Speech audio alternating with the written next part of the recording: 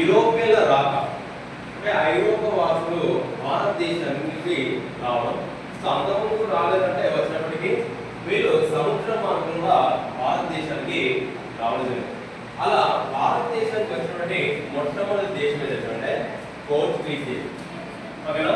రెండో దేశము డచ్ దేశం, తర్వాత ఆంగ్లేయులు, తర్వాత వచ్చిన వాళ్ళు డెన్మార్కులు, తర్వాత వచ్చిన వాళ్ళు ఫ్రెంచ్. సో ఇట్లా భారతదేశానికి వచ్చినటువంటి మొట్టమొదటి పోర్చుగీస్ వారు. వీళ్ళు భారతదేశాన్ని పరిపాలించకుండా ఏ దేశానికి వెళ్ళారంటే బ్రెజిల్ దేశానికి వెళ్ళారు. కేవలం భారతదేశంలో గోవా, డయ్యూ, డామన్, సో గోవా, డయ్యూ, డామన్ ప్రదేశాలకు మాత్రమే వీళ్ళు పరిమితమైన, అంటే వీళ్ళు ఎక్కువ ప్రాధాన్యత ఏ దేశానికి ఇచ్చారంటే బ్రెజిల్ దేశానికి ఎక్కువగా ప్రాధాన్యత ఇచ్చారు.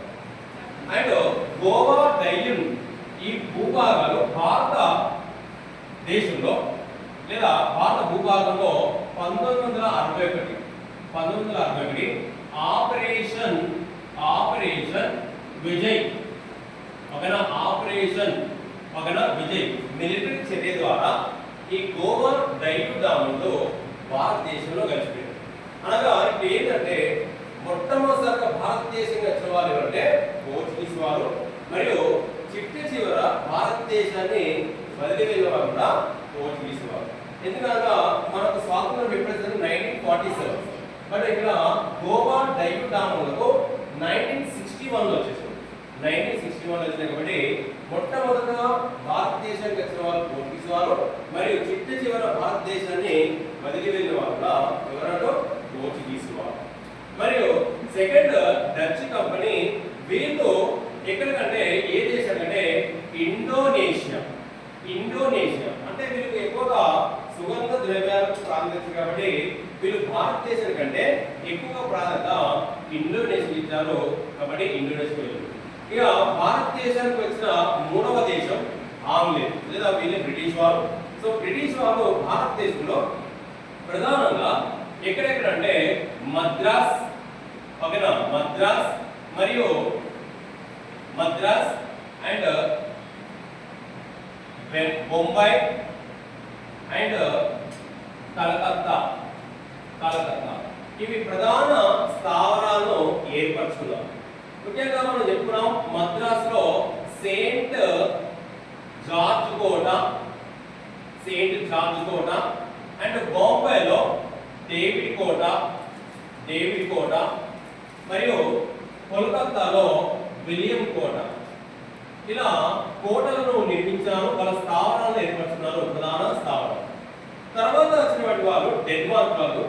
సో వీళ్ళు భారతదేశానికి వచ్చారు, కానీ ఎక్కువగా ప్రాధాన్యత దేనికంటే క్రైస్తవ మతానికి ఇచ్చారు. క్రైస్తవ మతాన్ని ప్రారంభించి ఏవైతే వాళ్ళు ఏర్పరచుకున్నటువంటి స్థావరాలు అంటే ట్రాంక్విబార్, సెరంపూర్ ఈ ప్రదేశాలు, మచిలీపట్నం మిగతా ప్రదేశాలు కానీ వీటిని ఎవరికంటే ఆంగ్లేయులకు అమ్మినారు. సో ఆంగ్లేయులకు అమ్మి మళ్ళీ వాళ్ళ స్వదేశానికి వెళ్ళిపోయినారు కాబట్టి వీళ్ళు భారతదేశాన్ని పరిపాలించారు. ఇక తర్వాత వచ్చినటువంటి వాళ్ళు ఎవరంటే ఫ్రెంచ్ వాళ్ళు. అంటే చివరిగా భారతదేశానికి వచ్చిన వాళ్ళు ఫ్రెంచ్ లేదా ఫ్రాన్స్. మరి ఇలా వచ్చిన వాళ్ళు భారతదేశంలో కొన్ని ప్రదేశాల్లో స్థావరాలు ఏర్పరచుకున్నారు. సో అందులో భాగంగా సూరత్ కానీ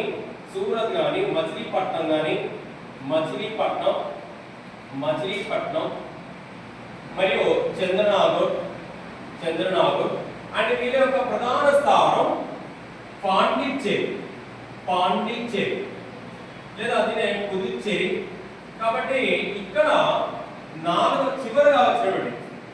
చివరగా వచ్చినటువంటి వాళ్ళు అంటే ఫ్రాన్స్ లేదా ఫ్రెంచ్ వాళ్ళు. వీళ్ళు ప్రధానంగా ఎక్కడెక్కడ స్థావరం అంటే సూరత్, మచిలీపట్నం, చంద్రనాగూర్. అంటే చంద్రనాగూర్ ఎక్కడ అంటే బెంగాల్ ఉన్నది అండ్ పాండిచ్చేరి భూభాగం. సో వీళ్ళ ప్రధాన స్థావరం ఏంటంటే పాండిచ్చేరి. సో ఆంగ్లేయుల యొక్క ప్రధాన వర్తక స్థావరాలు ఏంటంటే మద్రాసు, బొంబాయి, కలకత్తా. అదేవిధంగా ఫ్రెంచ్ వారి యొక్క ప్రధాన స్థావరం ఏంటంటే పాండిచ్చేరి. సో ఇలా భారతదేశానికి ఎవరైతే వచ్చారో వాళ్ళు తిరిగి వివిధ ప్రదేశాలు వెళ్ళారు. కానీ ఎవరంటే ఆంగ్లేయులు, ఫ్రెంచ్ వారు మాత్రం భారతదేశంలో ఉన్నది. సో వీళ్ళ ఇద్దరి మధ్య ఆంగ్లేయులకు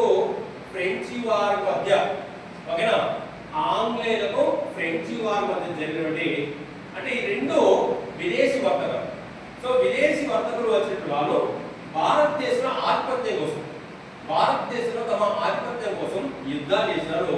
అలా జరిగిన యుద్ధాలనే ఏంటంటే ఆంగ్లో ఫ్రెంచి యుద్ధాలు, ఆంగ్లో ఫ్రెంచి యుద్ధాలు, లేదా వీటినే కర్ణాటిక్ యుద్ధాలు, కర్ణాటిక్ యుద్ధాలు అంటాం. ఇవి మొత్తం ఎన్ని జరిగినాయంటే 3 జరిగినాయి. సో భారతదేశానికి వచ్చినట్టు ఐరోపాసులు వ్యాపారం కోసం వచ్చిన వాళ్ళు భారతదేశంలో ఏంటంటే ఆంగ్లేయులు ఫ్రెంచ్ వాళ్ళు, ముఖ్యంగా ఆంగ్లేయులు ఫ్రెంచ్ వాళ్ళు తమ ఆధిపత్యం కోసం జరిగిన యుద్ధాలనే ఆంగ్లో ఫ్రెంచ్ యుద్ధాలు లేదా కర్ణాటిక్ యుద్ధాలు. ఇవి ఎన్ని జరిగిన మొత్తం